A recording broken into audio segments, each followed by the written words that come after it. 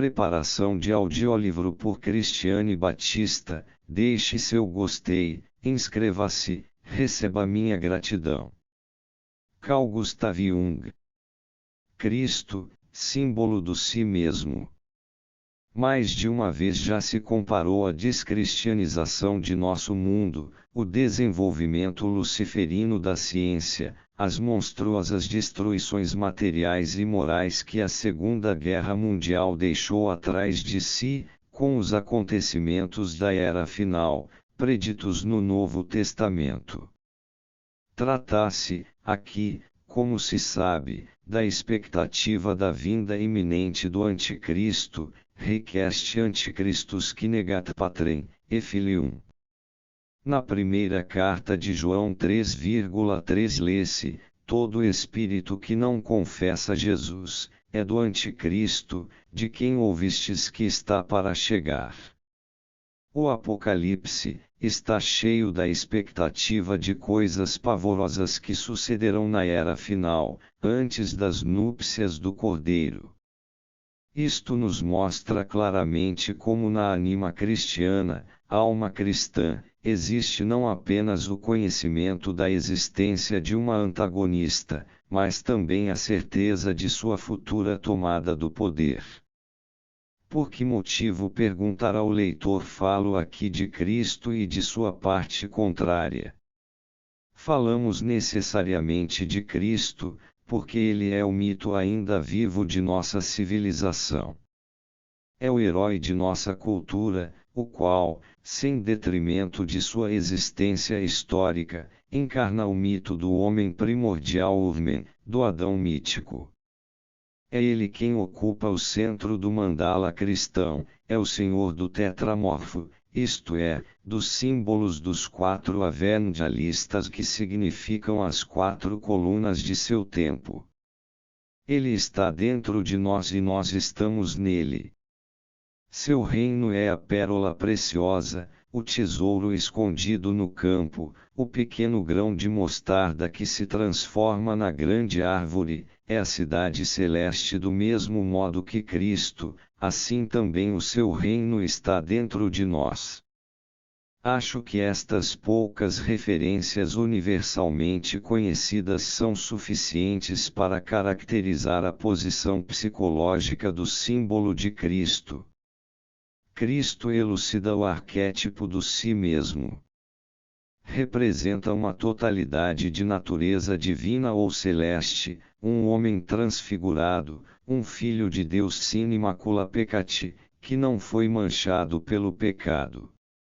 Enquanto Adam secundus, segundo Adão, ele constitui uma equivalência do primeiro Adão antes da queda original, isto é, quando este possuía ainda a pura semelhança com Deus, e a respeito do qual diz Tertuliano, 222. E quanto a esta imagem de Deus, pode-se admitir que o espírito humano possui os mesmos impulsos e o mesmo sentido que Deus, embora não da mesma forma.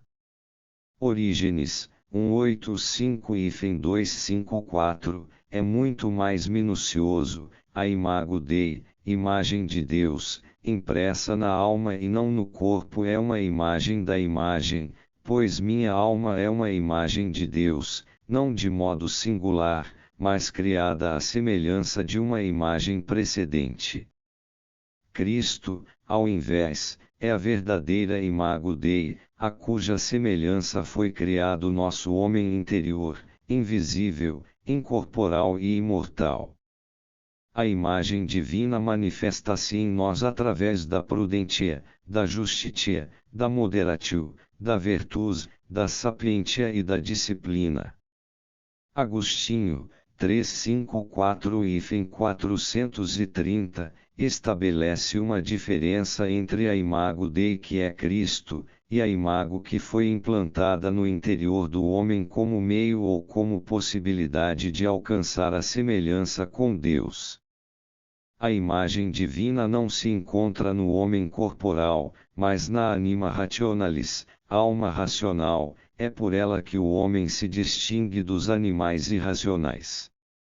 A imagem divina é interior, não está no corpo, onde está o intelecto, onde está a mente, onde está a razão, a qual compete investigar a verdade, aí Deus tem a sua imagem. Por isso, diz Agostinho, deveríamos lembrar-nos de que fomos criados à imagem de Deus, e não em outra parte, senão no próprio intelecto. Sempre que o homem se dá conta de que foi criado à imagem de Deus, reconhece também que existe dentro dele algo que ultrapassa aquilo que foi concedido aos animais irracionais. Daí resulta que a imagem divina é, por assim dizer, idêntica à anima rationalis, a alma racional. É esta última que constitui o homem espiritual, o homo coelestis, o homem celeste, de Paulo. Da mesma forma que Adão antes da queda, assim também Cristo encarna a imagem divina, cuja totalidade Agostinho acentua de modo particular. O Verbo Palavra de Deus, diz ele, assumiu o homem por inteiro, por assim dizer em sua integralidade, a alma e o corpo do homem, e precisa seu pensamento, afirmando expressamente que o homem é constituído de alma, de carne e do animal. A imagem divina do homem não foi destruída pelo pecado, mas apenas danificada e corrompida, deformada, e será reconstruída pela graça divina. O âmbito da integração é indicado pela descensus ad inferos, descida de Cristo aos infernos, descida cujos efeitos redentores abrangem inclusive os mortos. O seu equivalente psicológico é a integração do inconsciente coletivo, parte constitutiva e indispensável da individuação. Nosso fim deve ser, portanto, diz Agostinho, nossa perfeição, mas nossa perfeição é Cristo, porque Ele é a imagem perfeita de Deus. Por isso é também chamado Rei. Sua esposa, esposa, é a alma humana que se acha unida interiormente ao Logos num mistério espiritual escondido, para que se tornem dois em uma só carne, em correspondência ao matrimônio de Cristo com a Igreja. Com exceção da continuidade deste hierogamos, núpcias sagradas, no dogma e nos ritos da Igreja, o símbolo em questão se desenvolveu na alquimia, ao longo da Idade Média, até se transformar na conjunctio, união, dos contrários, ou seja, nas núpcias químicas e, consecutivamente, na representação da totalidade do lepis philosophorum, pedra filosofal, de um lado, e no conceito de combinação química, do outro. A imagem divina do homem, danificada pelo pecado, pode ser restaurada, reformada, com a ajuda de Deus, de acordo com o que diz a carta aos Romanos 12,2, e não vos conformeis com os esquemas deste mundo, mas transformai-vos pela renovação da vossa mente, para que possais discernir qual é a vontade de Deus.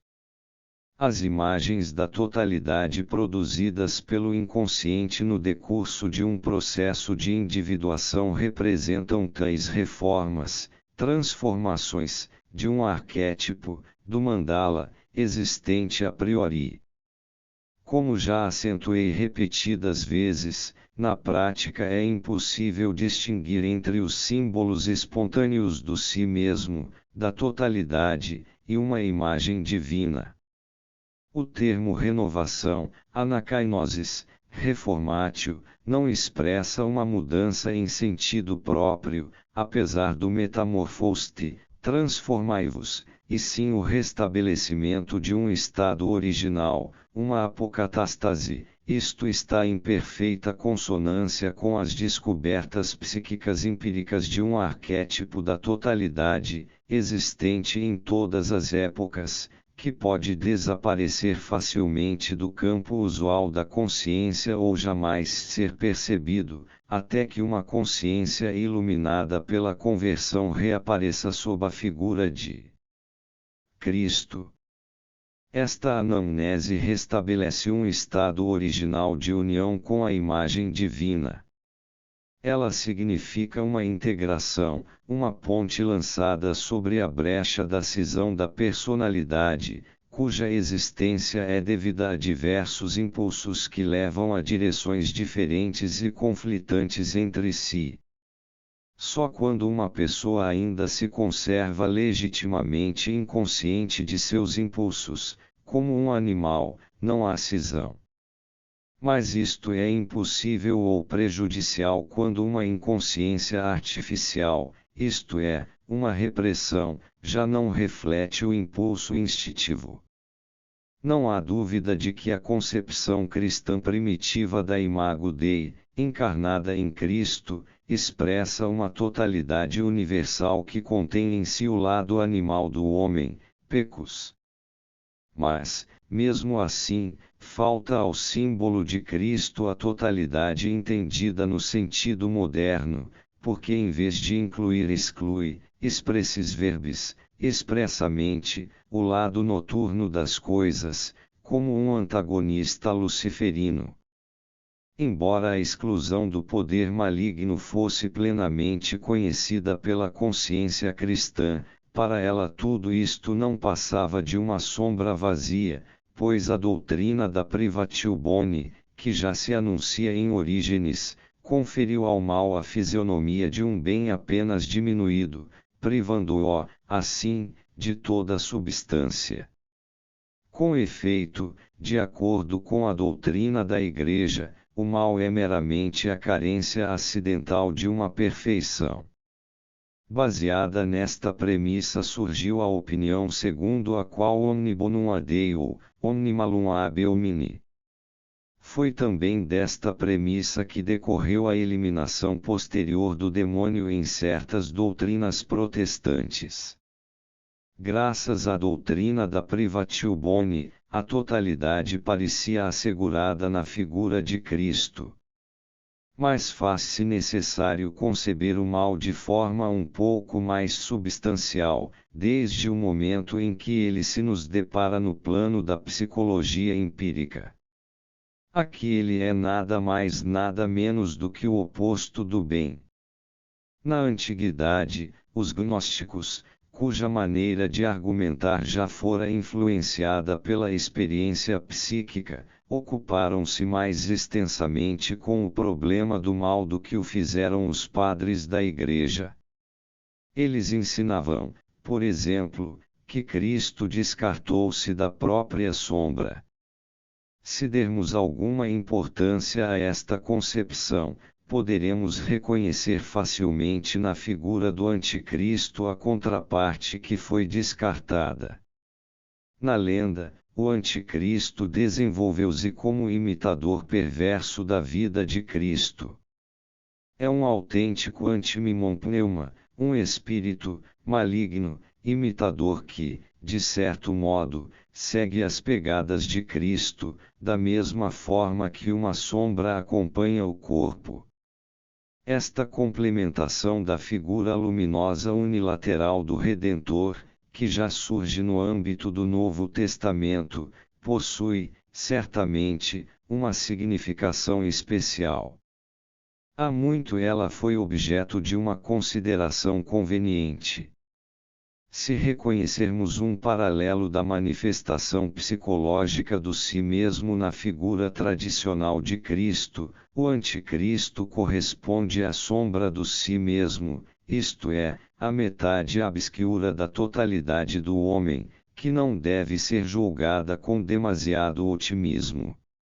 Até onde nos leva a experiência, a luz e a sombra parecem estar divididas, por igual, na natureza humana, de modo que a totalidade psicológica aparece mais ou menos sob uma luz amortecida.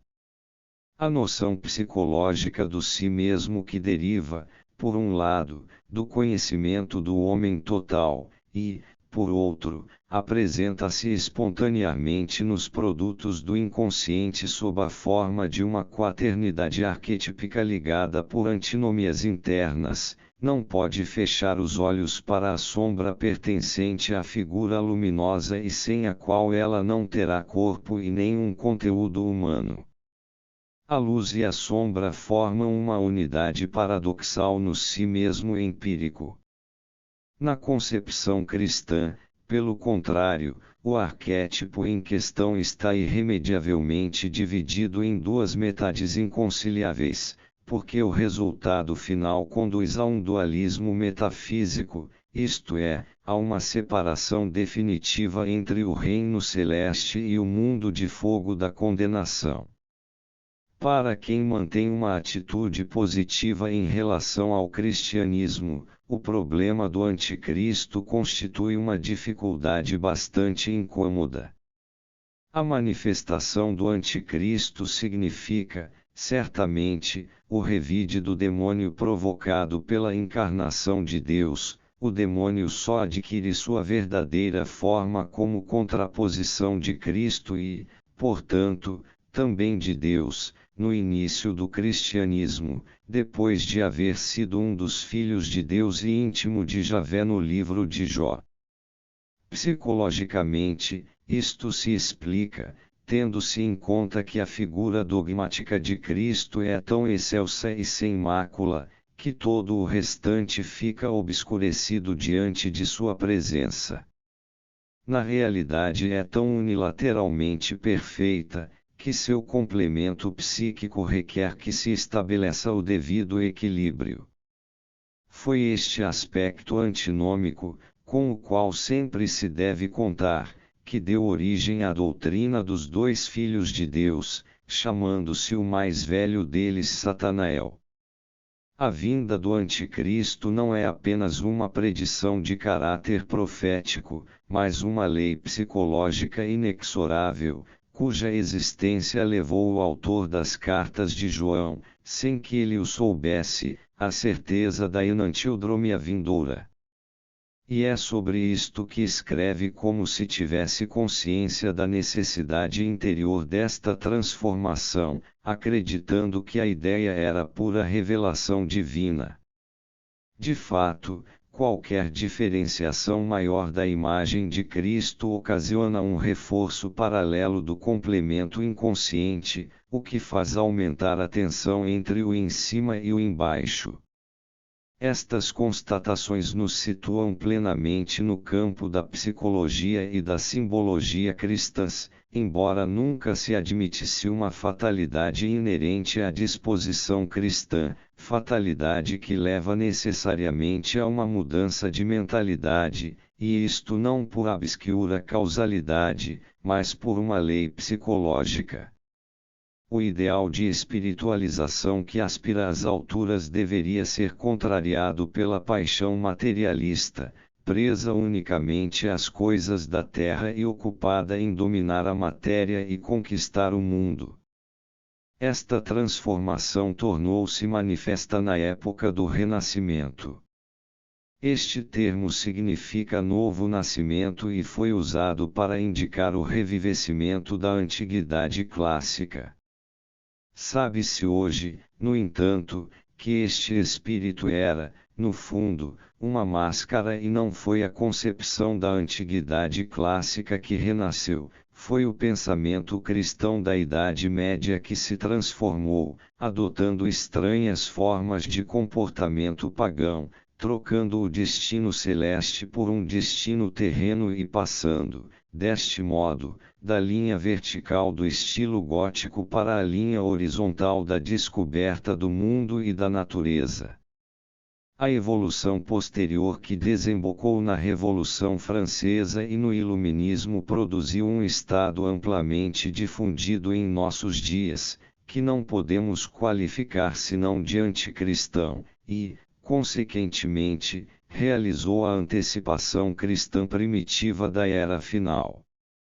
É como se, com o advento de Cristo, tivessem se manifestado antinomias anteriormente letontas, ou como se um pêndulo tivesse oscilado potentemente mais para um dos lados, e a partir de então o movimento complementar impele-se também para o lado oposto. Árvore nenhuma, sabemos, cresce em direção ao céu, se suas raízes também não se estenderem até o inferno.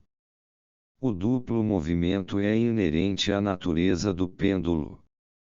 Cristo é imaculado, mas logo no início de sua vida pública dá-se o seu encontro com Satanás, contraposição que constitui a vertente oposta da tremenda tensão existente no interior da alma do mundo, expressa no aparecimento de Cristo, e se acha indissoluvelmente ligada ao Sol Eustitiae, o Sol da Justiça, como Mysterium Iniquitatis, mistério da iniquidade. Da mesma forma a sombra pertence à luz, tal qual um irmão, como opinarão os Ebionitas e os Euquetas, estando unidos um ao outro. Ambos aspiram à realeza, um à realeza do céu e o outro ao principatus ius mundi, governo deste mundo. Fala-se também de um reino milenar e de uma vinda do Anticristo, como se os mundos e os tempos tivessem sido partilhados entre os dois irmãos régios. Por isso, o encontro devia significar muito mais do que um simples acaso, era uma conexão. Assim como é preciso recordar os deuses da antiguidade clássica para poder apreciar devidamente o valor psicológico do tipo anima animus, do mesmo modo Cristo é para nós a analogia mais próxima do si mesmo e de seu significado. Não se trata, aqui, bem entendido, de um valor atribuído artificial ou arbitrariamente, mas de um valor coletivo, efetivo e subsistente por si mesmo, que desenvolve a sua atividade, quer o sujeito tome ou não conhecimento dele. Embora, indubitavelmente, os atributos de Cristo, consubstancialidade com o Pai, coeternidade, filiação, partanodínesis, nascimento virginal, crucifixão, o Cordeiro oferecido em sacrifício entre os opostos, um só repartido entre muitos, etc., nolo mostrem como uma encarnação do si mesmo, contudo, contemplado de um ponto de vista psicológico. Ele corresponde apenas a uma das metades do arquétipo em consideração. A outra metade se manifesta no Anticristo. Este último ilustra igualmente o si mesmo, mas é constituído pelo seu aspecto tenebroso. Tanto um como o outro são símbolos cristãos que significam a imagem do Salvador crucificado entre os dois malfeitores. Este grandioso símbolo indica que a evolução e a diferenciação produzidas na consciência levam-nos a um conhecimento cada vez mais ameaçador da contradição, e significa nada menos que uma crucificação do eu, isto é, sua suspensão dolorosa entre dois opostos inconciliáveis. Mas é impossível que isto implique em uma extinção total do eu, o que significaria aniquilar o ponto focal da consciência, disso resultando um completo estado de inconsciência.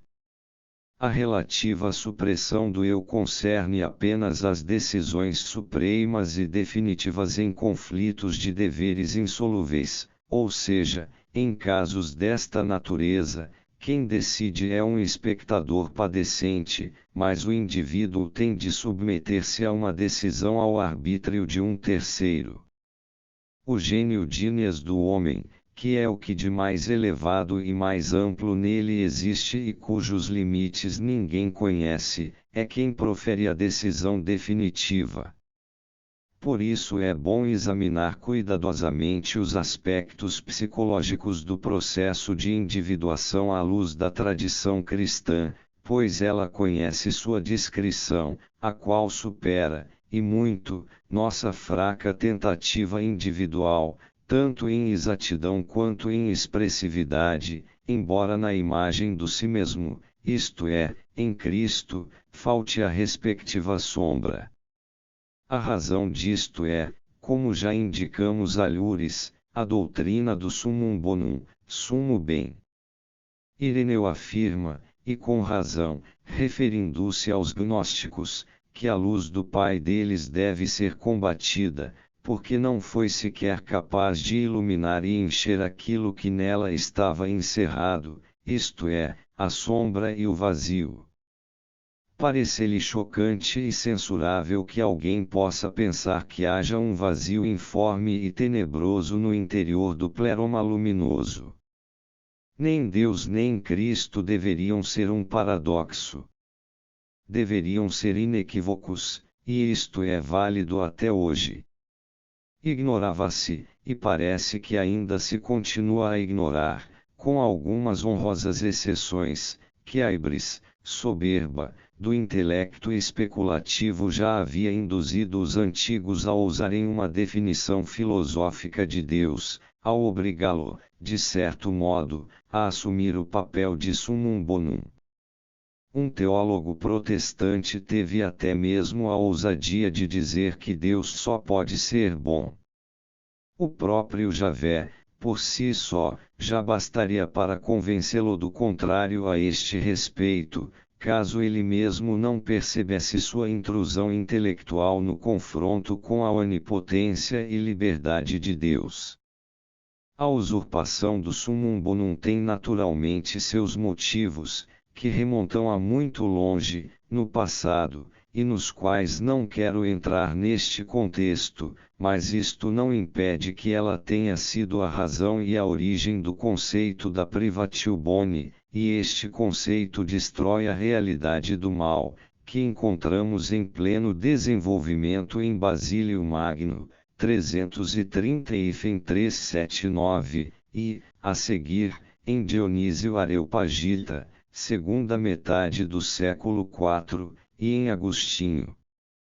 Anteriormente a todos eles, Tassiano, século II, preconiza o princípio formulado depois, Omnem bonum ad Deo, omni malum ab homini, todo bem procede de Deus e todo mal provém do homem, ao afirmar, nada de mal foi criado por Deus, nós é que praticamos toda espécie de injustiças. Esta opinião também foi defendida por Teófilo de Antioquia, século II, em sua obra Ad Autolicum.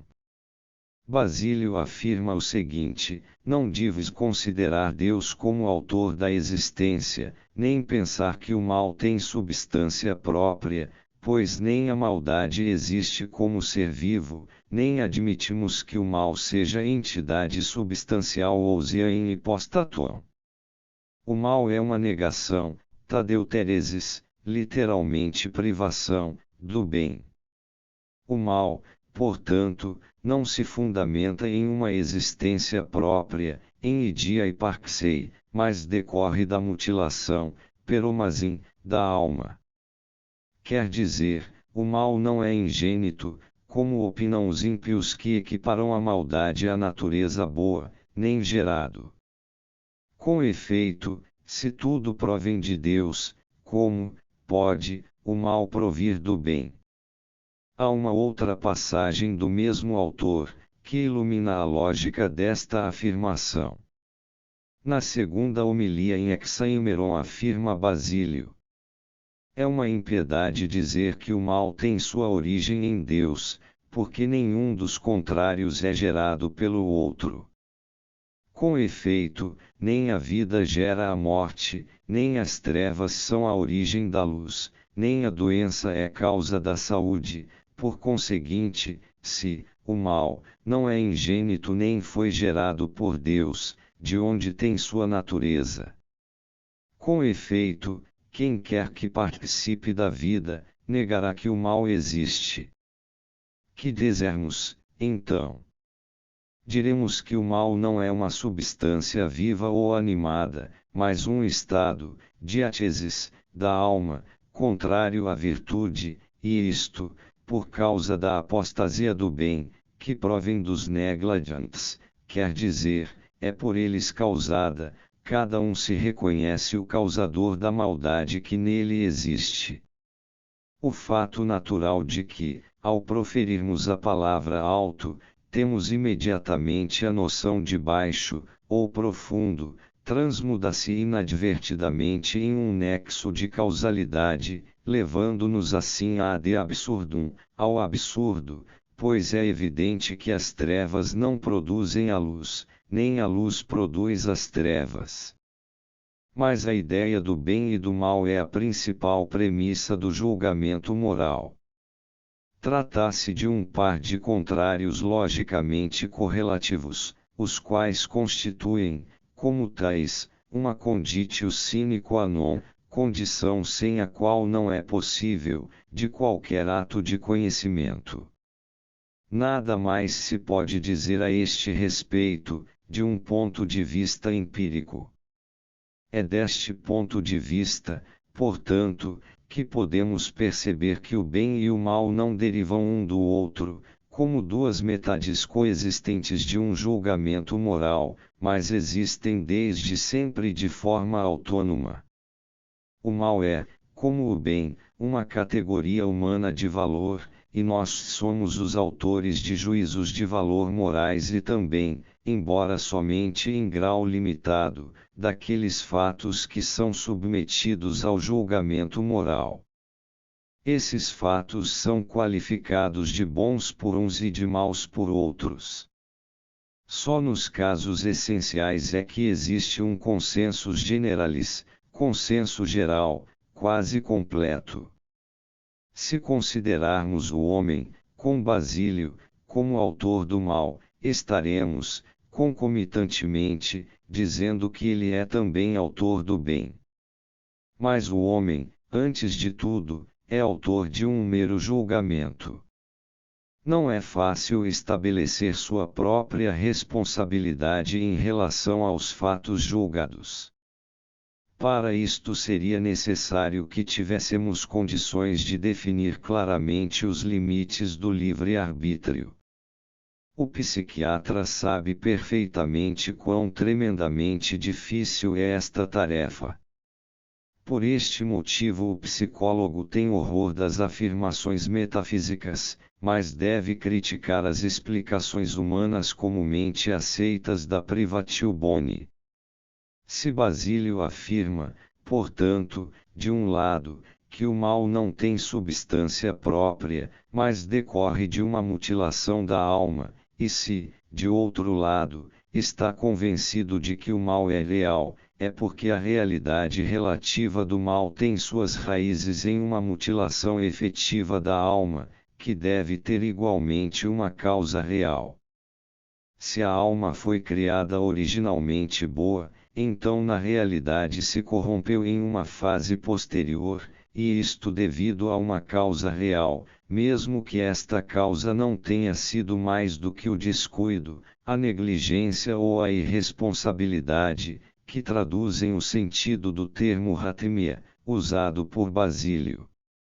A circunstância de atribuirmos a origem de uma coisa a um fato psíquico, e quero que isto fique bem claro, não significa que o reduzamos ad nihilum a nada e, consequentemente, o destruamos. Pelo contrário, agindo assim, o transpomos para uma realidade psíquica que, do ponto de vista empírico, é muitíssimo mais fácil de constatar do que, por exemplo, a realidade do demônio proposta pelo dogma e que, segundo o testemunho autêntico, não foi inventada pelo homem, mas já existia antes dele. O fato de o demônio ter apostatado de Deus, por sua livre vontade, prova, de um lado, que o mal já estava presente no mundo antes do homem e que este último, por conseguinte, não pode ser o autor exclusivo do mal. De outro lado, mostra que o próprio demônio também tinha uma alma mutilada, fato para o qual é preciso igualmente atribuir uma causa. O erro básico da argumentação basiliana é apetite o princípio e pressuposição de conhecimento prévio do fato a provar que nos conduz a contradições insolúveis. Liminarmente tem-se como certo que se deve negar a autonomia do mal, mesmo em oposição à eternidade dogmática do demônio. Historicamente, a razão externa desta posição foi a ameaça do dualismo maniqueísta. É isto o que transparece, sobretudo, na obra de Tito de Bostra, cerca de 370 adversos manicheios, onde ele ensina, refutando o dualismo maniqueísta, que não existe o mal no que diz respeito à substância. João Crisóstomo, cerca de 344 a 407, usa a expressão ectropitoukalu, desvio, afastamento do bem, em vez de tadeuteresis, privatio, privação. Ele diz, por exemplo, o mal outra coisa não é do que um desvio do bem, e por isso o mal é posterior ao bem. Dionísio Areopagita dá uma explicação detalhada do mal, no capítulo 4 de Divinis Nominibus. O mal, diz, não pode provir do bem, porque se dele viesse, não seria mal. Mas como tudo o que existe deriva do bem, todas as coisas são boas de algum modo, e o mal não existe de forma alguma. O mal por sua própria natureza nada é, nem produz algo de real. O mal não existe de forma alguma, e não é bom nem benéfico. Todas as coisas são boas e procedem do bem, na medida em que existem, mas não são boas nem existem, na medida em que foram privadas do bem. O que não existe, não é totalmente mal. O que não é, nada será, a menos que seja concebido como existindo no bem, de um modo suprassubstancial. O bem, por conseguinte, quer enquanto existe, quer enquanto não existe, está situado numa posição incomparavelmente mais proeminente e elevada, ao passo que o mal não está presente nem no que existe, nem no que não existe. Estas citações nos mostram claramente com que ênfase a realidade do mal foi há muito negada. Como já adverti, este fato se acha intimamente vinculado a uma tomada de posição da Igreja em relação ao dualismo maniqueísta. É isto que se vê, com toda clareza, em Agostinho. Em uma de suas obras contra os maniqueus e os marcionitas, ele apresenta a seguinte explicação: mas, por este motivo, todas as coisas são boas porque umas são melhores do que as outras, e a qualidade das coisas menos boas faz crescer o valor das boas, mas aquelas que chamamos más, são falhas da natureza das coisas boas, e nunca podem existir absolutamente por si mesmas, fora das coisas boas, mas até mesmo estas falhas testemunham a bondade da natureza dos seres. Com efeito, o que é mal por alguma falha essencial, é verdadeiramente bom por natureza. A falha essencial, com efeito, é algo contra a natureza, porque prejudica a natureza, e não poderia prejudicar, senão por uma diminuição de sua bondade. Por conseguinte, o mal nada mais é do que uma ausência do bem. E por esta razão só se encontra em alguma coisa boa. E é por isso que as coisas boas podem existirem sem as coisas más, como por exemplo o próprio Deus e todos os seres celestes superiores, não são maus, se, porém, prejudicam, diminuem o bem, e se continuam a prejudicar, é porque encontram ainda algum bem que podem diminuir, e se o consomem todo, a natureza já não tira mais nada que possa ser prejudicado. Por isso, quando já não houver uma natureza cujo bem diminua, ao ser prejudicado, também já não existirá mal algum para prejudicar. O liber sententiarum ex-Augustino diz, nulla est substantium mali, o mal não é uma substância, entidade autônoma pois não existe, porque Deus não é o seu autor.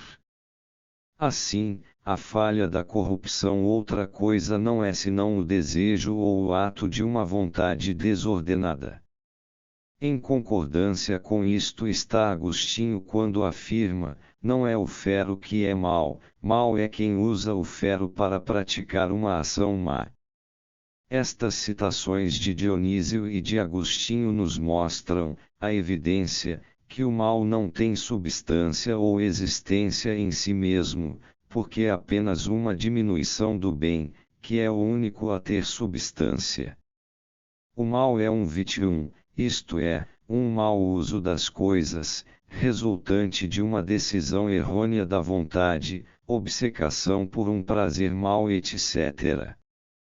Tomás de Aquino, o grande doutor da Igreja, ensina, com referência à citação de Dionísio Areopagita feita acima, que, o mal não existe, nem é bom um contrário se conhece pelo outro, como as trevas pela luz.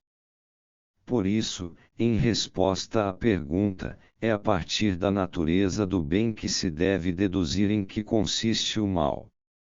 Ora, já dissemos acima que o bem é tudo o que é apetecível. Por isso, como toda a natureza busca seu próprio ser e sua perfeição, necessariamente se há de afirmar que o ser e a perfeição de cada criatura têm natureza de bondade, rationem bonitatis. Por conseguinte, é impossível que o mal signifique algum ser, uma certa forma ou natureza. Assim, só nos resta concluir que, com a palavra mal, designa-se uma certa ausência de bem. O mal não é um ente, o bem, sim, é um ente. De igual modo, todo agente opera por causa ou em razão do bem. Aquilo para o qual o agente tende de maneira determinada deve ser-lhe apropriado, conveniens. O que, porém, lhe convém, ao agente, é um bem para ele, e por isso todo agente opera em vista do bem, quod autem conveniens est aliqui est illi bonum. Ergo omniegans agit propter bonum. O próprio Santo Tomás lembra que Aristóteles afirma que a cor mais branca é aquela que está menos misturada com o preto, sem dizer porém que a frase, a cor mais preta é aquela que está menos misturada com o branco, pode supor não só o mesmo grau de validez, como também é logicamente equivalente à primeira.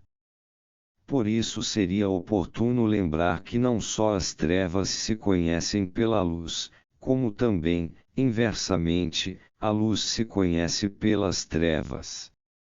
Como só o que age é real, por conseguinte, segundo o pensamento de Santo Tomás, só o bem é real, isto é, só o bem existe.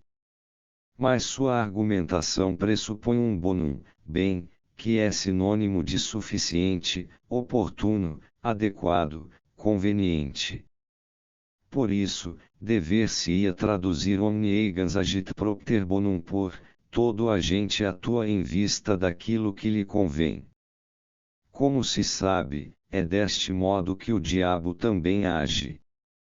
Também ele tem um appetibile, apetecível, e busca certamente não a perfeição no bem, mas a perfeição no mal, mas daí não se pode absolutamente concluir que sua aspiração tenha, por isso mesmo, as características da bondade.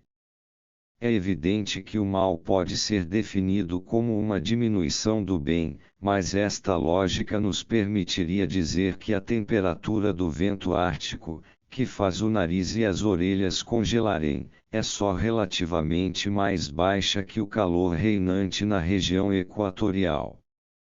Mas a temperatura da região ártica não vai muito além dos 230 acima do zero absoluto.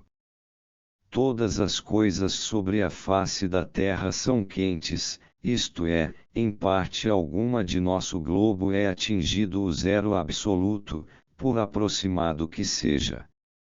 Assim como todas as coisas são mais ou menos boas, e como o frio nada mais é do que uma diminuição do calor, assim também o mal nada mais não é do que uma diminuição do bem. A argumentação usada para provar a privatio boni é uma petitio principii eufemística, quer o mal seja considerado como um bem menor, quer como uma decorrência da finitude e do caráter limitado das coisas. O sofisma resulta da premissa, Deus igual summum bonum, porque é inconcebível que o bem perfeito tenha podido criar o mal. Deus criou apenas o bem e o menos bem, que, para o leigo, seria simplesmente pior.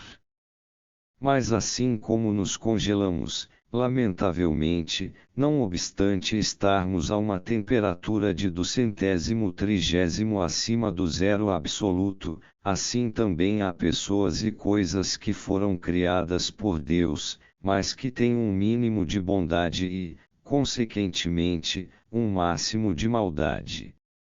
Desta tendência de negar é que provém, possivelmente, o princípio, omni bonum ad Deo, omni malum ab homini, todo bem provém de Deus e todo mal, do homem. Isto representa uma verdadeira contradição relativamente à verdade segundo a qual quem criou o calor também é o responsável pela existência do frio, isto é, da bonitas inferiorum, da bondade das coisas inferiores. Podemos, naturalmente, concordar com Agostinho, quando afirma que todas as naturezas são boas, mas não suficientemente boas para que sua maldade também não seja patente. Hoje em dia não é fácil qualificar o que aconteceu no passado, e continua a acontecer também em nossos dias, nos campos de concentração dos estados ditatoriais, como carência acidental de uma perfeição. Isto nos soa como uma zombaria. A psicologia ignora o que é bom e o que é mal em si mesmo. Ela só conhece estas coisas como juízos de relação, bom é o que parece conveniente, aceitável ou valioso sob um certo ponto de vista, mal é o inverso disto. Se o que chamamos bom é realmente bom, então, consequentemente, existe algo de mal, um mal que é real para nós. Vemos, portanto, que a psicologia lida com um julgamento mais ou menos subjetivo, isto é, com um contraste psíquico imprescindível para a definição de determinadas relações de valor, bom é o que não é ruim, e ruim o que não é bom. Existem coisas que são extremamente más, isto é, perigosas, sob um determinado ponto de vista. Existem também coisas desta espécie na natureza humana, que são muito perigosas e, por isso mesmo, parecem más àquele que está situado no eixo do tiro. Não tem sentido dissimular este mal sob cores atraentes, pois isto só serviria para nos embalar numa segurança ilusória. A natureza humana é capaz de uma maldade sem limites e as ações más são tão reais quanto as boas, tão vasto é o campo da experiência humana, o que significa que é de forma espontânea que a alma emite o julgamento decisivo. Só a inconsciência desconhece o bem e o mal. No âmbito da psicologia ignora-se sinceramente o que prepondera no mundo, se o bem ou o mal. Espera-se apenas que seja o bem, isto é, aquilo que nos parece conveniente. Pessoa alguma jamais teria condições de definir o que é o bem de modo geral. Nenhum conhecimento claro da relatividade e da caducidade do juízo moral é capaz de nos livrar desta limitação, e aqueles que se consideram situados para além do bem e do mal, em geral, são os importunos mais incômodos da humanidade, que se contorcem no tormento e no medo da própria febre. Hoje, como em todas as épocas, é necessário que o homem não feche os olhos para o perigo do mal que está à espreita dentro dele mesmo. Infelizmente, este perigo é demasiado real, e por isto a psicologia deve insistir na realidade do mal e refutar qualquer definição que deseje conceber o mal como algo sem importância ou mesmo como não existente. A psicologia é uma ciência experimental que lida com coisas reais. Por isso, como psicólogo que sou, não tenho a intenção, nem tampouco a qualificação para me imiscuir no terreno da metafísica. Só me torno polêmico quando a metafísica se intromete no campo da experiência e lhe dá uma interpretação que não se justifica absolutamente por via empírica. A crítica que faço contra a doutrina da privatio boni só é válida até onde a experiência alcança. Do ponto de vista científico, a argumentação usada é, como todos poderão ver, uma petitio principii da qual, como é sabido, sempre se extrai aquilo que nela se colocou. Tais argumentos carecem de força de persuasão, mas a circunstância de que não somente se usam semelhantes argumentos, mas de que neles se acredita sem sombra de dúvida, constitui para mim um aspecto sobre o qual não posso simplesmente fechar os olhos. Ele é indício de que existe uma tendência a priori no sentido de dar preferência ao bem, e isto através de todos os meios próprios e impróprios de que se dispõe. Por isso, aferrando-se à doutrina da privatio boni, a metafísica cristã expressa a tendência de aumentar cada vez mais o bem e de diminuir o mal. A privatio boni pode ser, portanto, metafisicamente verdadeira. Mas, de minha parte, não ouso formular nenhum juízo a este respeito. Devo apenas insistir que, no campo de nossas experiências, o branco e o preto, a luz e as trevas, o bem e o mal são pares de contrários, sendo que um sempre pressupõe o outro. Este fato singelo foi corretamente apreciado já nas chamadas Homilias Clementinas, coleção de escritos gnóstico-cristãos, compostos por volta de 150, dado que o autor desconhecido concebe o bem e o mal, respectivamente, como a mão direita e a mão esquerda de Deus, e faz da criação um conjunto de syzygias, ou seja, de pares de contrários. Marino, discípulo de Bardesanes, concebe o bem, semelhantemente, como luminoso e estando à direita, Dechion, e o mal como tenebroso e estando à esquerda, Aristeron. O lado esquerdo corresponde também à feminilidade. Assim, em Ireneu, há diversos aireses, e, 30,3, a Sofia Pranicus é a sinistra. Para Clemente, tal concepção é de todo compatível com a ideia da unidade de Deus. Se supusermos uma imagem divina antropomórfica por trás desta concepção, e toda imagem divina é mais ou menos, sutilmente antropomórfica, dificilmente poderemos contestar a lógica e a naturalidade da concepção clementina. Em qualquer dos casos, esta maneira de conceber, que é talvez cerca de 200 anos mais antiga do que as citações apresentadas acima, é indício de que a realidade do mal de modo algum leva ao dualismo maniqueu, nem tampouco coloca em perigo a unidade da imagem divina. Ela assegura, pelo contrário, a unidade desta imagem, acima da embaraçosa diferença que existe entre a concepção javística e a concepção cristã de Deus. Javé, como se sabe, não é justo, e a injustiça não é coisa boa. É fora de dúvida que a teologia clementina conseguiu superar esta antinomia, de maneira consoante com os fatos psicológicos. Por isso vale a pena examinarmos mais de perto as ideias de Clemente em seu desenrolar.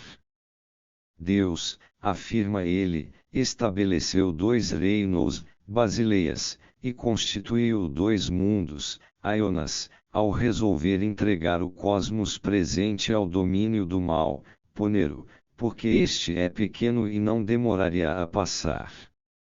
Mas prometeu ao bem reservar-lhe o mundo vindouro, pois o bem, evidentemente, é grande e eterno. A estrutura do homem corresponde a esta bipartição, o corpo provém do elemento feminino, cuja característica fundamental é a emocionalidade, ao passo que o espírito provém do elemento masculino, ao qual corresponde a racionalidade. Ao corpo e ao espírito Clemente chama de as duas tríades. O homem é o resultado de duas misturas, firamaton, literalmente, massa o feminino e o masculino. Por isso lhes foram prefixados dois caminhos, o da lei e o da iniquidade, anomia. Quer dizer, foram estabelecidos dois reinos, o primeiro que se chama céu, e o segundo, que é o domínio daqueles que agora governam a terra. Um destes reinos pratica violência, ekbiazetai, contra o outro. Além disto, estes dois dominadores, hegemones, têm mãos rápidas, são as mãos de Deus, ideia esta que se inspira expressamente em Deuteronômio 32,39, ego oxidam e ego vivara faciam, eu mato e ressuscito, ele mata com a mão esquerda e salva com a mão direita. Estes dois princípios não têm sua essência fora de Deus, nem tampouco têm uma outra origem, arte.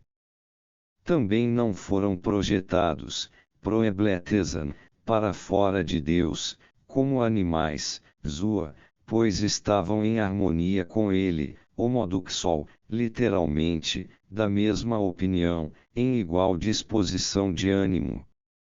Mas os quatro primeiros elementos foram projetados para fora de Deus, o Pai participa de todo o ser, ousias, mas não do conhecimento, que deriva da mistura, isto é, dos elementos.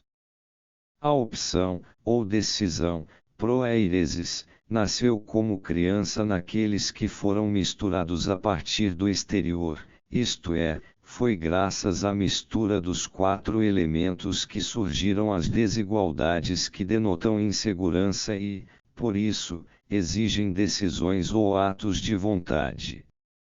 Os quatro elementos formam, ao mesmo tempo, uma substância quádrupla do corpo, tetragenistou somatus ousia, e do mal, touponerou.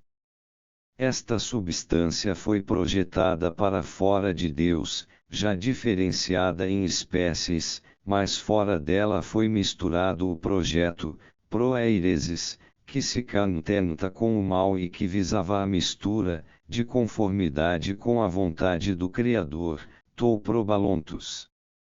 Esta frase deve ser entendida mais ou menos como segue: a substância quádrupla é eterna, ousaia e filha de Deus. Entretanto, a tendência para o mal, recacoixairousa proeiresis, veio juntar-se exteriormente à mistura realizada por Deus. E assim o mal não foi criado nem por Deus nem por qualquer outro, nem projetado para fora dele, nem brotou por si mesmo. Mas Pedro, que, nas homilias, faz, ficticiamente, estas reflexões, não está absolutamente certo de que as coisas se passam desta maneira. Tem-se, portanto, a impressão de que a mistura dos quatro elementos se revestiu de um caráter maligno, à margem do plano, e sem o conhecimento, de Deus, o que dificilmente se pode conciliar com o pressuposto clementino das duas mãos antagônicas de Deus que cometem violência uma contra a outra.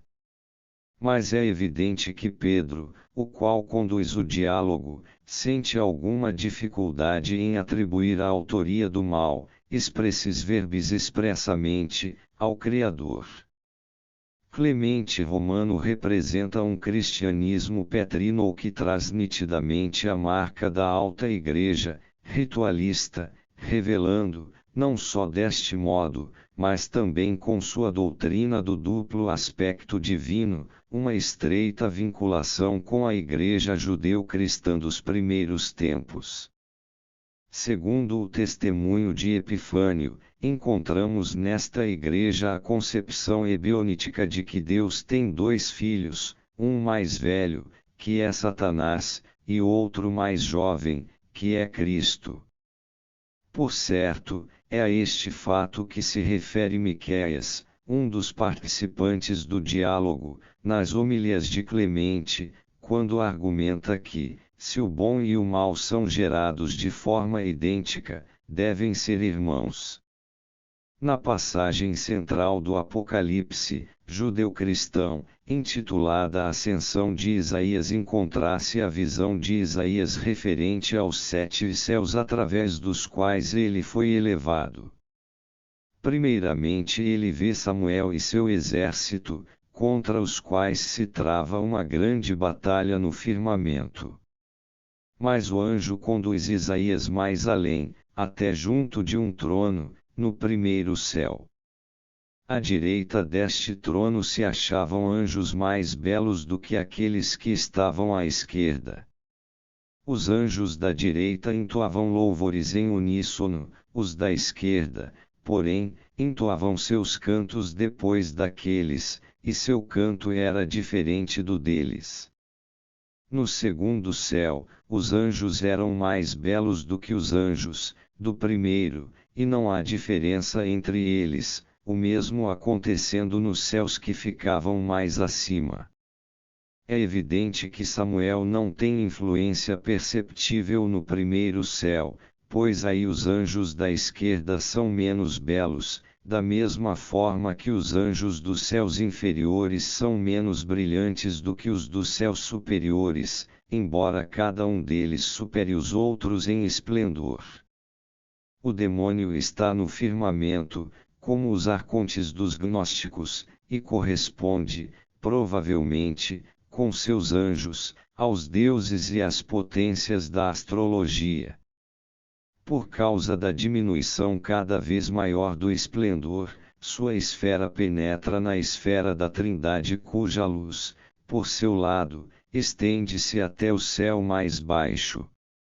Tem-se assim os traços de um quadro que representa uma correspondência de contrários, como a mão direita e mão esquerda.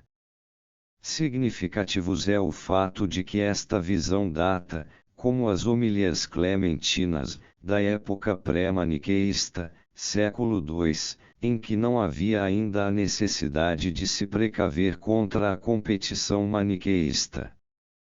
Foi possível descrever ainda uma relação autêntica e verdadeira do tipo Yang-Yin, imagem que se aproxima muito mais da verdade fatual do que a Privatio Boni, e que, além disso, de maneira alguma causa uma ruptura no monoteísmo, do mesmo modo que o Yang e o Yin representam a unidade integradora do Tal, que os jesuítas coerentemente traduziram por Deus. Tem-se a impressão de que foi somente o dualismo maniqueísta que levou os padres da Igreja a tomarem consciência de que até então haviam inadvertidamente acreditado na substancialidade do mal. Foi possivelmente este conhecimento súbito que os induziu ao perturbador antropomorfismo de admitir que aquilo que o homem não pode conciliar é também inconciliável para Deus. A primeira fase da Igreja primitiva conseguiu evitar este erro, graças à sua maior inconsciência. Talvez seja lícito supor que o problema da imagem javística de Deus, posto em discussão desde o aparecimento do livro de Jó, continuasse nos círculos gnósticos do judaísmo, e isto tanto mais quanto a resposta cristã a esta questão, isto é, a declaração inequívoca em favor da bondade de Deus, não satisfazia os judeus conservadores. Por isso, sob este aspecto, é significativo o fato de ter sido justamente entre os judeus da Palestina que a doutrina dos filhos antagônicos de Deus teve início. No âmbito do cristianismo, essa doutrina chegou até aos bogumilas e cátaros. No âmbito do judaísmo ela continuou na especulação religiosa e encontrou sua expressão permanente nos dois lados da árvore da Sefirot da Cabala, ou seja, no Hesed, amor, e no Din, justiça. Um sábio rabino, o Sr. Zviverblowski, teve a grande gentileza de reunir para mim uma série de manifestações da literatura hebraica que tem relação com este problema. Rabi Joseph ensina, o que está escrito, Ex 12,22 Nenhum de vós saia da porta da sua casa até pela manhã, diz-nos que, se o corruptor tiver as mãos livres algum dia, não haverá mais distinção entre o bem e o mal. E mais ainda, ele começará até mesmo pelos justos. Com relação a Êxodo 33,5, se eu vier ao meio de vós, por um só momento que seja, eu vos exterminarei, diz o Midrash, Javé afirma eu poderia irritar-me um segundo contra vós pois isto é o quanto dura minha cólera, como está escrito, Is 26,20 Esconde-te por um momento, até que passe o furor e vos aniquilar. Javé previne contra a sua irascibilidade incontrolada. Se em tais momentos de cólera ele pronuncia uma maldição, ela impreterivelmente produzirá o seu efeito. Por isso, Balaão, que conhecia o pensamento do Altíssimo e foi chamado por Balac para amaldiçoar Israel, era um inimigo tão perigoso, pois conhecia o momento da cólera de Javé. O amor e a misericórdia de Deus são à sua direita, enquanto a justiça e o direito são à sua esquerda.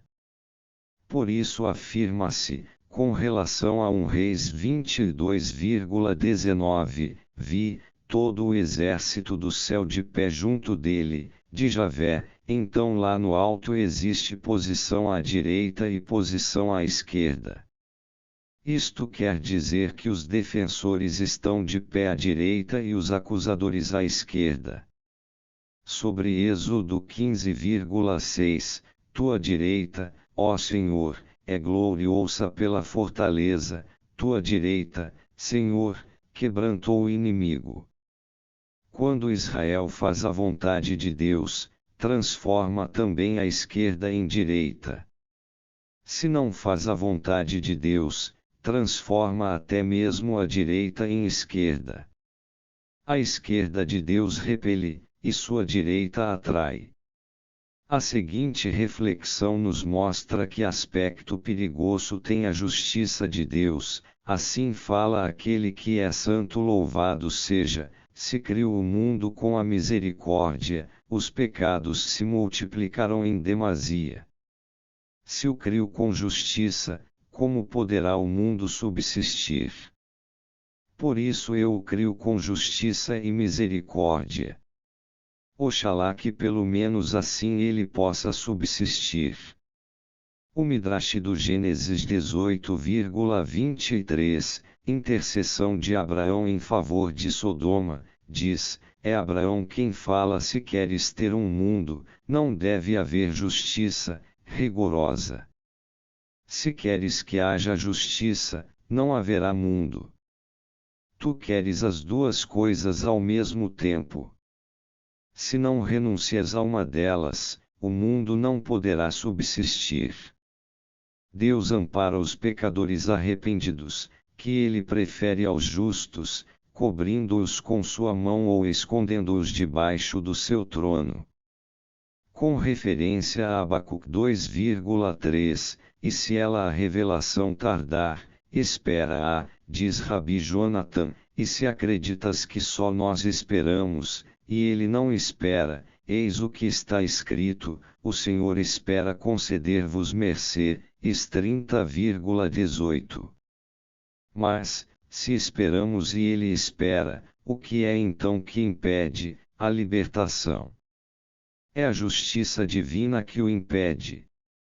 É neste sentido que devemos entender também a oração de Rabi Jochanan, que teu desejo seja veres nossa vergonha e contemplares nossa desgraça.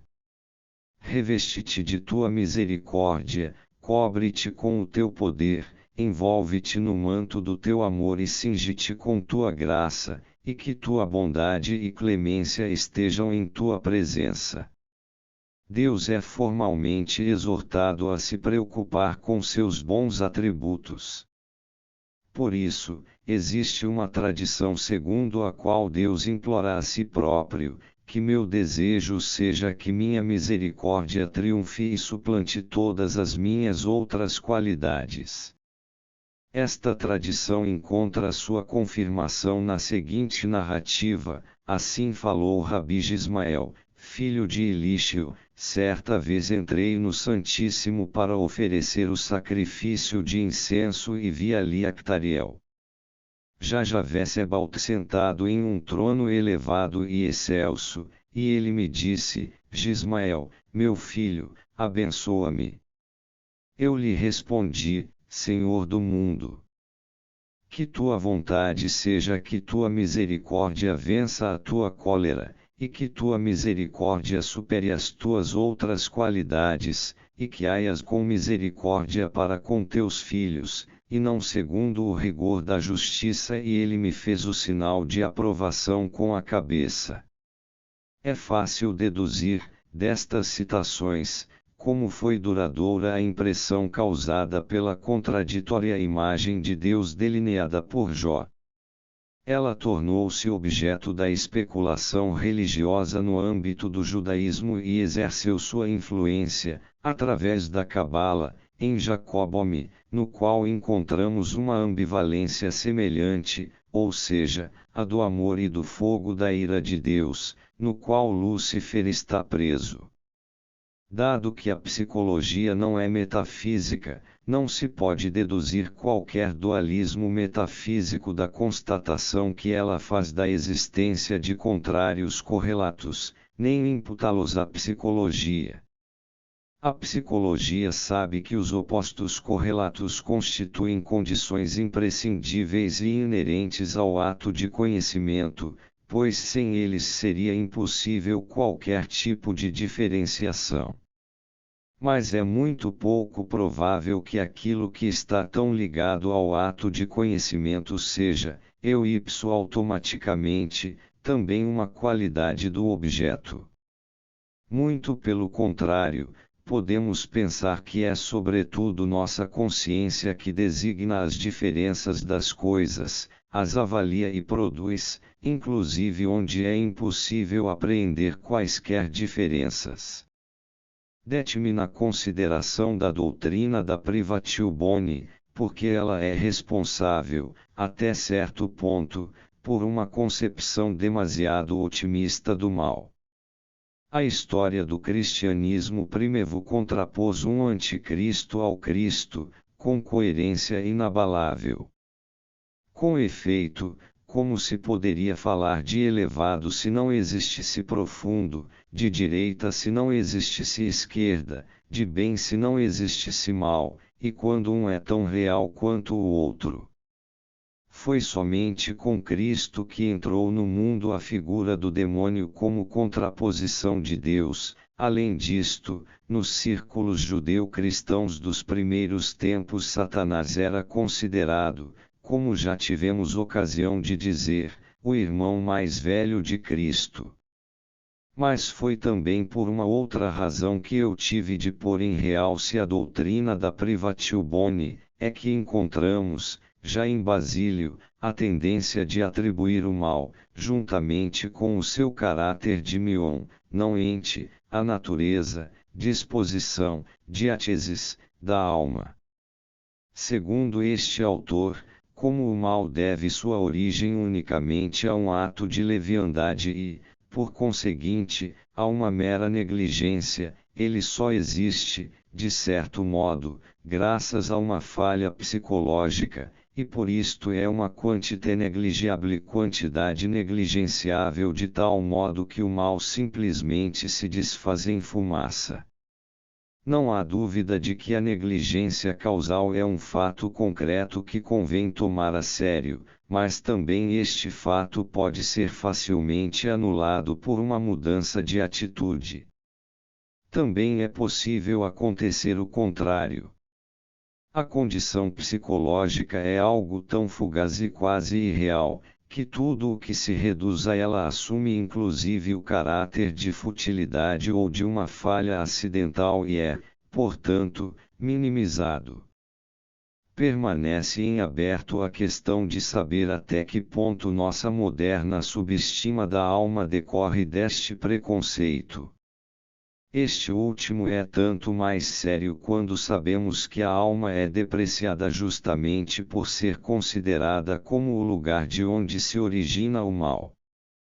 Os padres da Igreja quase não se deram conta do poder fatal que atribuíram, deste modo, à alma.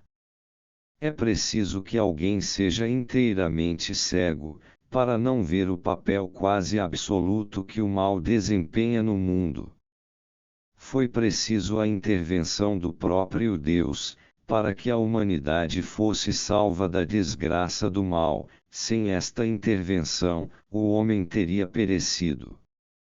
Atribuir este poder colossal à alma só poderia ter como resultado uma inflação negativa, isto é, uma pretensão igualmente demoníaca do inconsciente ao domínio e, consequentemente, uma intensificação do mesmo. A consequência inevitável deste fato é antecipada na figura do Anticristo, e se dá nos acontecimentos contemporâneos cuja natureza corresponde ao éon, era, cristão dos peixes que se avizinha do fim. Não há dúvida de que no universo das concepções cristãs Cristo representa o si mesmo. Ele possui, como encarnação da individualidade, os atributos da unicidade e da singularidade. Como, porém, o si mesmo psicológico é um conceito transcendente, pelo fato de exprimir a soma dos conteúdos conscientes e inconscientes, ele só pode ser descrito sob a forma de uma antinomia, isto é, os atributos acima mencionados devem ser completados por seus respectivos contrários, para que possam caracterizar devidamente o fato transcendental. A maneira mais simples de o fazer é sob a forma de um quaternio de contrários, como segue. Esta fórmula expressa não somente o si mesmo, como também a figura dogmática de Cristo. Como homem histórico, Cristo é único, como Deus, é universal e eterno. Como individualidade, o si mesmo é único e singular, mas como símbolo arquetípico é uma imagem divina e, consequentemente, também universal e eterno. Se a teologia diz que Cristo é absolutamente bom e espiritual, então é forçoso que, do lado contrário, tenha-se também um mal ictônico ou natural que venha representar justamente o anticristo. Daí resulta um quaternio de contrários, o qual se unifica no plano psicológico, justamente pelo fato de o si mesmo não ser considerado simplesmente como bom e espiritual.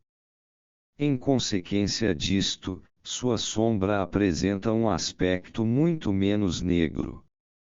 Além disto, já não se faz mais necessário que se mantenha a separação entre bom e espiritual. Este quaternio caracteriza o si mesmo psicológico, pois, como totalidade, ele deve per definitionem, por definição, incluir também os aspectos luminosos e obscuros, da mesma forma que o si mesmo abrange, sem dúvida, os aspectos masculino e feminino, sendo por isto simbolizado pelo quaternio de matrimônios. Isto de modo algum constitui uma nova descoberta, mas já se encontra entre os naacenos de Hipólito. É por este motivo que a individuação é um mysterium conjunctionis, mistério de unificação, dado que o si mesmo é percebido como uma união nupcial de duas metades antagônicas e representado como uma totalidade composta, nos mandalas que se manifestam espontaneamente. Já há muito se sabia e se dizia expressamente que o homem Jesus, o filho de Maria, era o principium individuationis, a fonte da individuação. Assim Basílides, por exemplo, afirmava, segundo relata Hipólito, Jesus tornou-se as primícias da divisão das espécies, Filocrínesis, e a paixão, ao se realizar, outro objetivo não teve senão a divisão das espécies das coisas que estavam misturadas. Foi por este modo, afirma ele, que toda a filiação que ficará abandonada na amorfia, ausência de forma, precisou ser dividida em espécies, dain philocrinetenai, e foi deste modo que Jesus também foi dividido em espécies, philocrinetai. De acordo à doutrina um tanto complicada de Basílides, o Deus sem essência engendrou uma tríplice filiação, iotis. A primeira, por ser de constituição mais sutil, permanece no alto, junto ao Pai, a segunda, como é de natureza mais grosseira, Pachymerestera, permaneceu um pouco mais abaixo, onde, porém, recebeu asas, como aquelas com que Platão ornou a alma, no Fedro. O terceiro filho, pelo fato de sua natureza necessitar de purificação, apocatarsis, caiu mais profundamente na amorfia, ausência de forma. Esta filiação, por conseguinte, é de todas evidentemente a mais grosseira e pesada, por causa de seu caráter impuro. Não é difícil reconhecer nestas três emanações ou revelações do Deus sem essência a tricotomia, espírito, alma, corpo, isto é, o pneumaticon psichicon sarquicon. O espírito é o mais sutil e o mais elevado dos três, a alma, por ser o ligamentum spiritas e corporis, ligação entre o espírito e o corpo, é mais grosseira do que o espírito, mas possui asas de águia, nas quais pode conduzir o elemento mais pesado até as regiões superiores.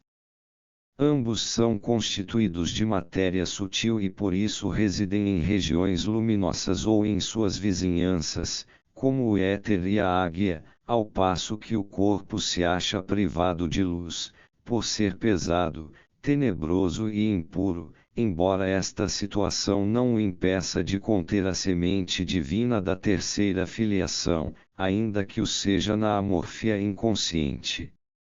Esta semente é, por assim dizer, despertada, purificada e tornada capaz, pela presença de Jesus, de realizar a subida, anadrome, e isto precisamente porque em Jesus os opostos foram diferenciados mediante a paixão, a crucificação, isto é, graças à divisão em quatro. Jesus é, por conseguinte, o paradigma da ressurreição da terceira filiação, a qual representa o gênero humano que permanece mergulhado nas trevas. Ele é o Anthropos pneumaticos, o homem espiritual interior. É também uma correspondência completa da tricotomia, porque Jesus, o Filho de Maria, representa o homem encarnado. Sua etapa mais próxima, porém, é o segundo Cristo, o Filho do Arconte Supremo da Hebdômada, e sua primeira prefiguração é, em suma, Cristo, na sua condição de filho do Arconte Supremo da Odoada, ou seja, filho do Demiurgo Javé. Esta tricotomia da figura do Antropos corresponde exatamente, de um lado, às três filiações do Deus sem essência, e do outro, à divisão tripartida da natureza humana. Trata-se, por conseguinte, de três tricotomias, a saber, é na esfera do corpo tenebroso e pesado que se devem procurar a amorfia, a ausência de forma, e onde a terceira filiação se encontra. Como já indicamos anteriormente, parece que esta amorfia tem praticamente o mesmo sentido de inconsciência. Gilles Quispel chamou a atenção para o conceito de agnosia, igual inconsciência, de Epifânio, no começo, quando o próprio autopator continha todas as coisas, as quais nele se encontram imersas num estado de inconsciência, e chama a atenção igualmente para o anoeton de Hipólito, cuja melhor tradução é inconsciente. A amorfia diz respeito, como a agnosia e o anoeton, ao estado inicial das coisas, isto é, a potencialidade dos conteúdos inconscientes, que Basílides, com justeza, forme-a como sendo a semente desprovida de substância, pluriforme mas, ao mesmo tempo, a todo pó de rosa do mundo. Esta imagem da terceira filiação tem certa analogia com o Filius Philosophorum, filho dos filósofos, e o Filius Macrocosmi, filho do macrocosmo, da Idade Média, que representa a alma do mundo adormecida no interior da matéria. Já no próprio Basílides o corpo recebe um significado especial e inesperado, por repousar nele e em sua materialidade um terço da divindade revelada. Isto outra coisa não é do que atribuir considerável grau de luminosidade à matéria, e neste fato eu vejo uma antecipação daquele significado místico da matéria que aparecerá posteriormente na alquimia e last but not least também nas ciências naturais e físicas.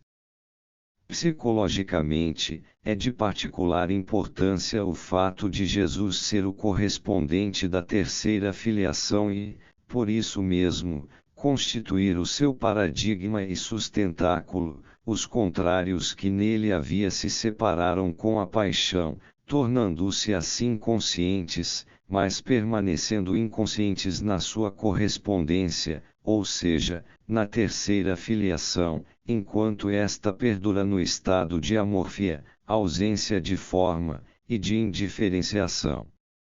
Isto é o mesmo que dizer que na humanidade inconsciente há uma semente latente que corresponde ao paradigma de Jesus. Assim como o homem Jesus só se tornou consciente devido à luz que veio do Cristo superior e dividiu as naturezas que havia dentro dele, assim também é graças à luz, que se irradia de Jesus, que desperta a semente adormecida no interior do homem inconsciente e se inicia uma diferenciação parecida dos contrários.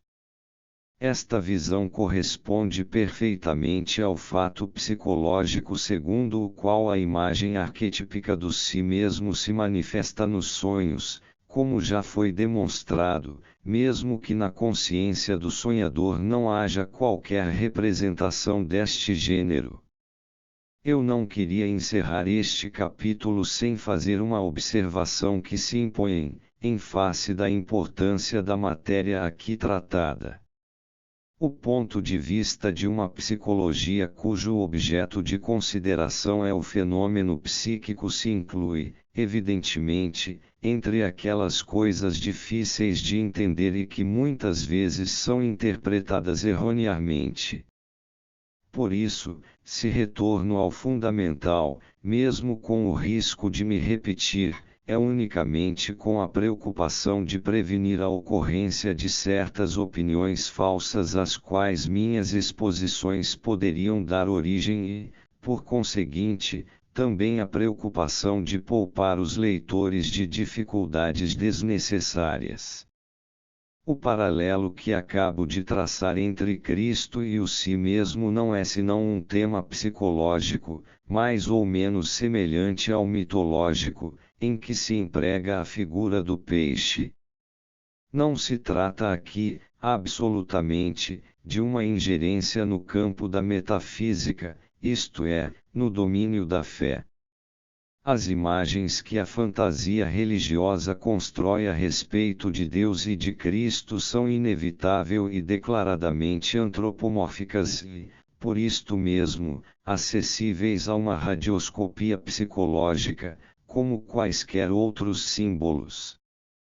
Assim como a antiguidade clássica acreditava expressar alguma coisa a mais, a respeito de Cristo, com o símbolo do peixe, assim também os alquimistas estavam convencidos de que, ao colocá-lo em paralelo com a pedra, esclareciam e aprofundavam a imagem de Cristo, do mesmo modo que o símbolo do peixe viria a desaparecer no decurso do tempo, assim ocorreu com o Lepis Philosophorum, a pedra filosofal. A respeito deste, todavia, existem afirmações que nolo apresentam sob uma luz especial, ou seja, opiniões que conferem tal significação à pedra, que, no mínimo, seria lícito perguntar se Cristo não foi, afinal, tomado como um símbolo da pedra. Esboça-se, aqui, uma evolução, baseada em certas concepções paulinas e joaninas, que leva o Cristo para a esfera da experiência interior imediata, mostrando-o, desta forma, como figura do homem total. Disto se segue, quase de imediato, a comprovação psicológica da existência de um certo conteúdo arquetípico dotado de todas aquelas propriedades que caracterizam a imagem de Cristo na Antiguidade e na Idade Média. Isto coloca, para a psicologia moderna, uma interrogação semelhante à da alquimia: é o si mesmo um símbolo de Cristo, ou Cristo é um símbolo do si mesmo? No presente estudo, respondi afirmativamente à última parte da questão. Procurei mostrar como a imagem tradicional de Cristo engloba as características de um arquétipo, que, no caso, são idênticas às do si mesmo. Em princípio, meu intuito e meu método nada mais significam, portanto, do que, por exemplo, o empenho de um historiador da arte que tenta individualizar as diversas influências que concorreram para a formação de uma determinada imagem de Cristo. É por isso que encontramos o termo arquétipo não só na história da arte como na crítica ou na história filológica do texto. O arquétipo psicológico só se diferencia de suas aplicações paralelas pelo fato de se referir a um fato psíquico vital e possível de ser encontrado em toda parte, o que, na realidade, confere um aspecto bastante diverso ao estado da questão.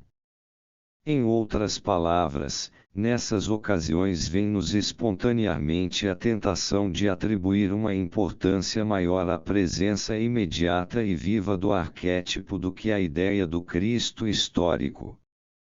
Como já disse anteriormente, é possível encontrar em certos alquimistas a tendência de projetar o Lepis, a pedra, em primeiro plano, em detrimento de Cristo. Como está longe de mim qualquer preocupação missionária, eu gostaria de explicar que não se trata de uma profissão de fé, mas de uma constatação científica. Se alguém se sente inclinado a considerar o arquétipo do si mesmo como um agente real e Cristo, portanto, como símbolo do si mesmo, não deve esquecer que há uma diferença básica entre perfeição e inteireza. A imagem que temos de Cristo é relativamente perfeita, pelo menos é isto o que se tem pensado, ao passo que o arquétipo, enquanto o conhecemos, indica inteireza, mas está longe de ser perfeito.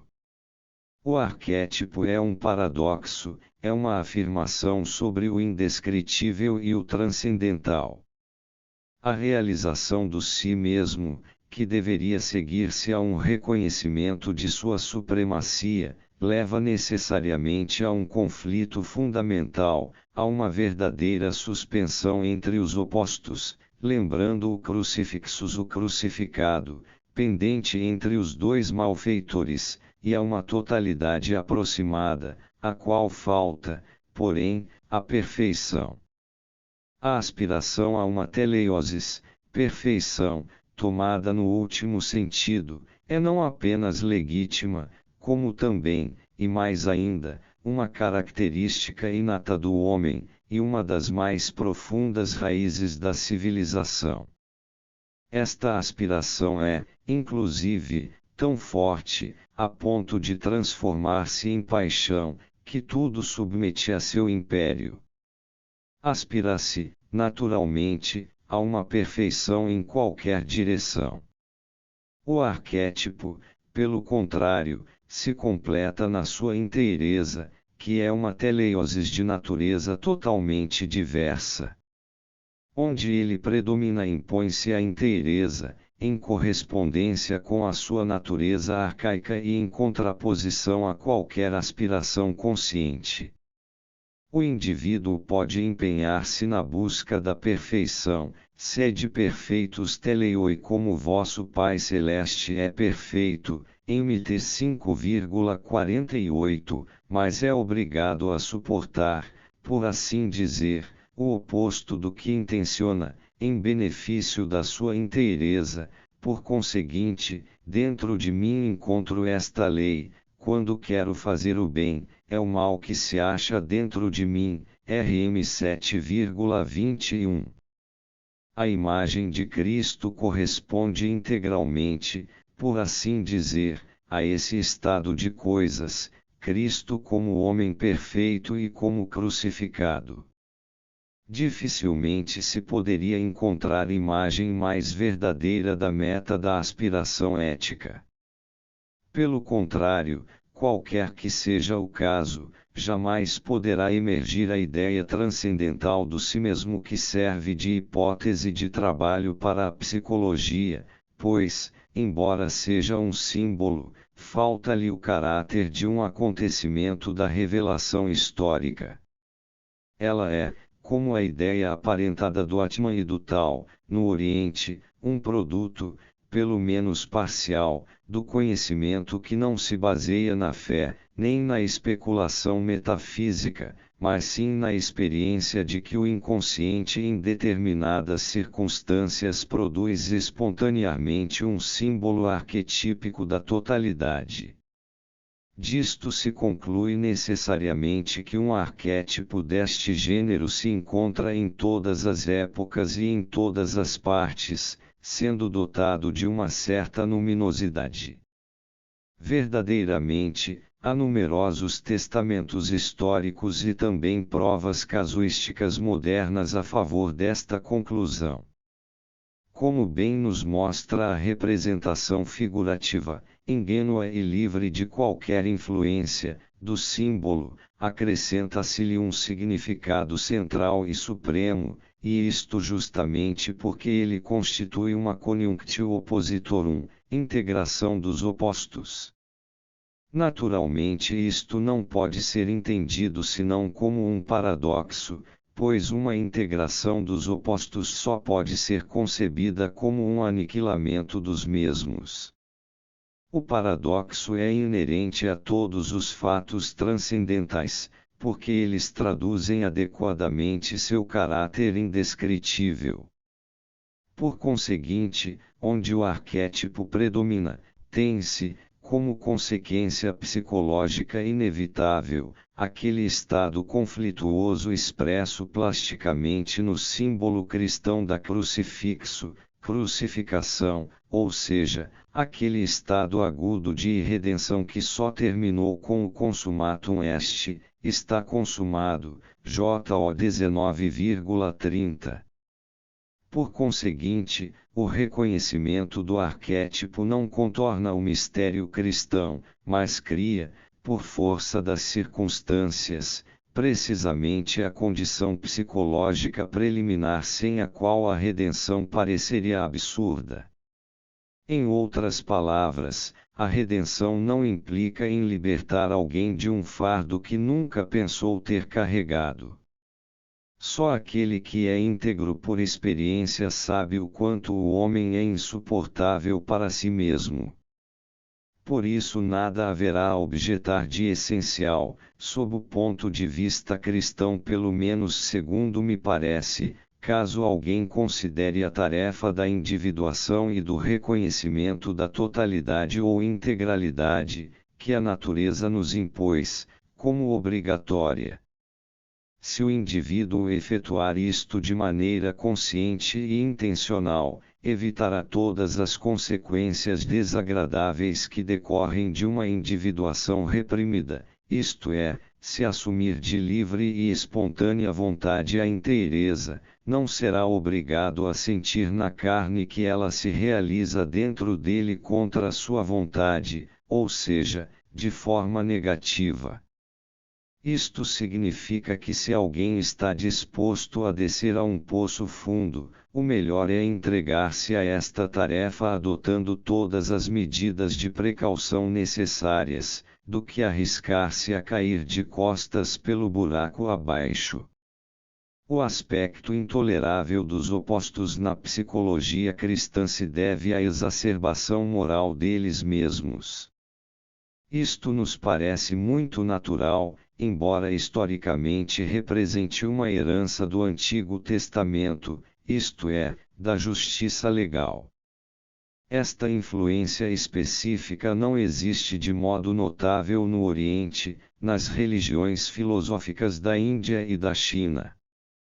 Quanto a mim, prefiro não entrar no mérito da questão de saber se o exacerbamento dos opostos, que agrava o sofrimento, não corresponde a um grau maior de verdade, expressando simplesmente o desejo de que os acontecimentos mundiais do presente, que dividem a humanidade, agora como nunca, em duas metades aparentemente irreconciliáveis, sejam considerados à luz da regra psicológica acima proposta. Quando um fato interior não se torna consciente, ele acontece exteriormente, sob a forma de fatalidade, ou seja, se o indivíduo se mantém íntegro e não percebe sua antinomia interior, então é o mundo que deve configurar o conflito e cindir-se em duas partes opostas.